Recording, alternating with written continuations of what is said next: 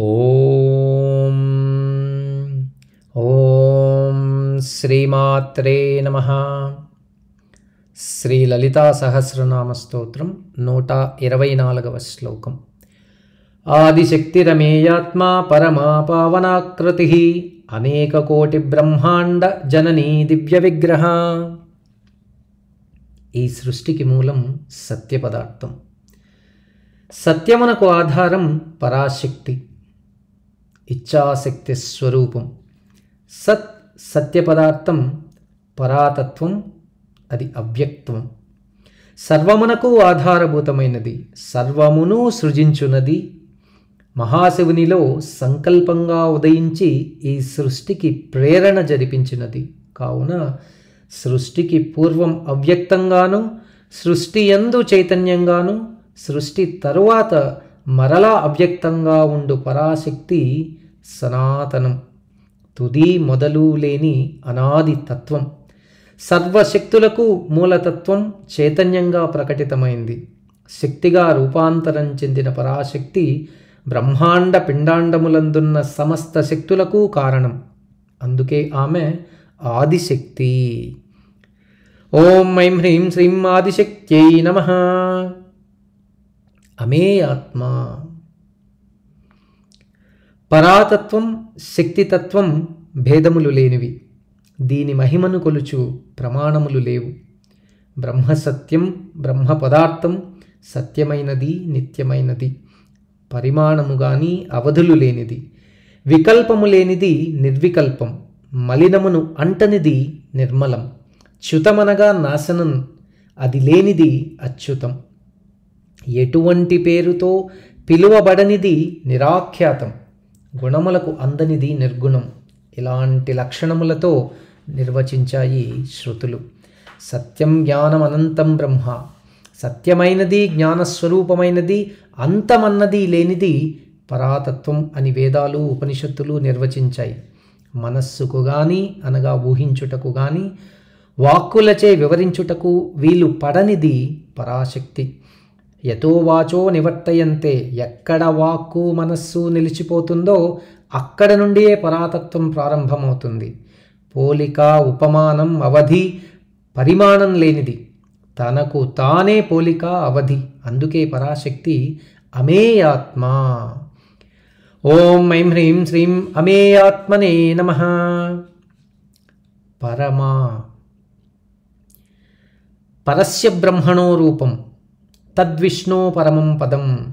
పరమే వ్యోమన్ అన్నాయి శృతులు. సర్వశ్రేష్ఠత్వమును సూచించున్నది పరమ అనే పదం.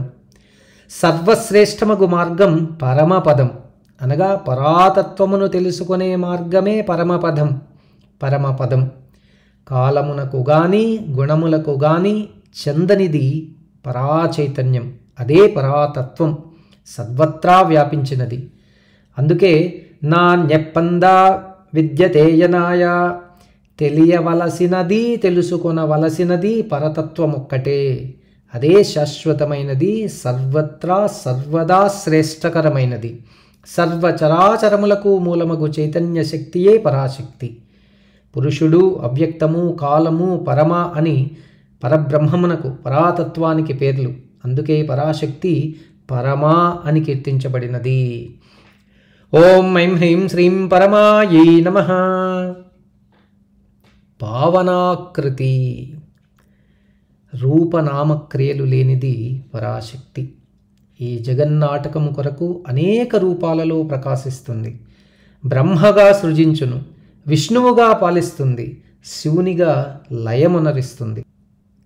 జ్ఞానాన్నిచ్చేటప్పుడు సరస్వతిగా, సంపదలనిచ్చినప్పుడు లక్ష్మీదేవిగా, వీర్యత్వమును పరాక్రమమును ఇచ్చినప్పుడు పార్వతిగాను, దుర్మార్గులను సంహరించినప్పుడు దుర్గగాను, పరమేశ్వరుని కళాంశ పరమేశ్వరి, రుద్రునిలో రుద్రాణి, శివునిలో శివాని మొదలగు శక్తి తత్వములతో ప్రకటితమవుతూ ఉంది.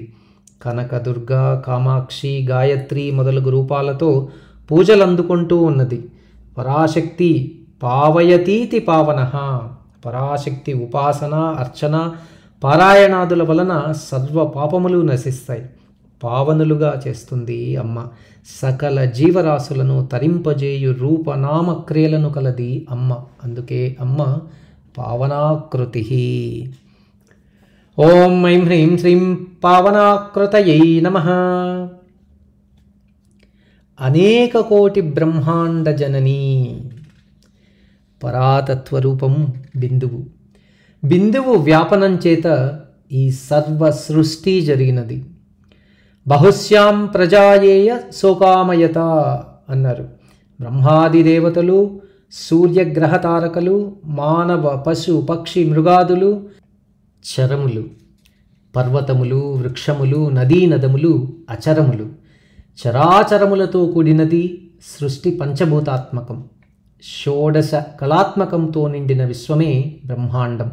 ఇటువంటి అనేక బ్రహ్మాండములకెల్లా మాత పరాశక్తి. సృష్టిలోని ప్రతి జీవరాశి వ్యష్టిగాను, జీవుల సమూహమును సమిష్టిగా చెబుతారు.